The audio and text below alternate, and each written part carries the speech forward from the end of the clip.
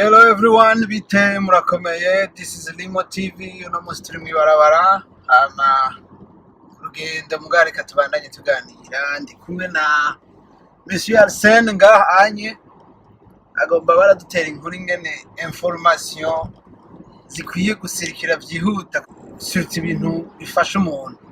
Information ifasha umuntu. Arsene gute? Ni sawa. Urimo? Ndimo. Okay. Ubona gute gisagara? Gisagara ca Vancouver mbona ari sawa cane. Nashaka imyaka maze ngaha mu menga niho ngishika muri Canada kabisa. Abantu bashasha baba bakeneye kumenya ikintu cyose ngene kigenda. Ubona ariko bigenda? Sinovuga yuko atariko bigenda, ariko rimwe birashika abantu bamwe ugasanga information ishobora gufasha umuntu barayigumijemo.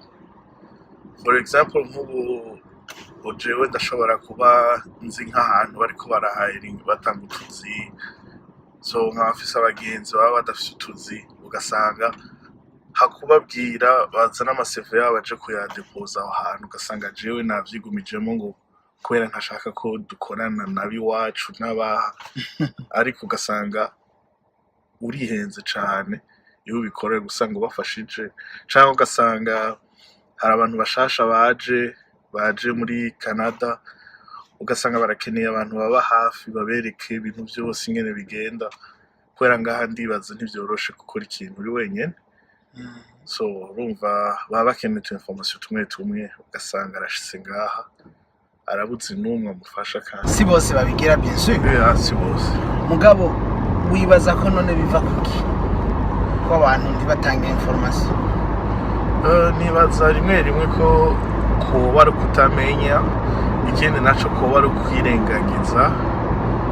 Hari wambwiye ngo si byiza ngo gukorana, for example nk'abarundi, ugasanga muri ko mukorana n'umurundi, usanga muri ko muvuga ca kirimi nyene c'ikirundi ngo nutera imbere mu kintu congereza, ariko wabishatse uratera imbere kandi nawe agatera imbere.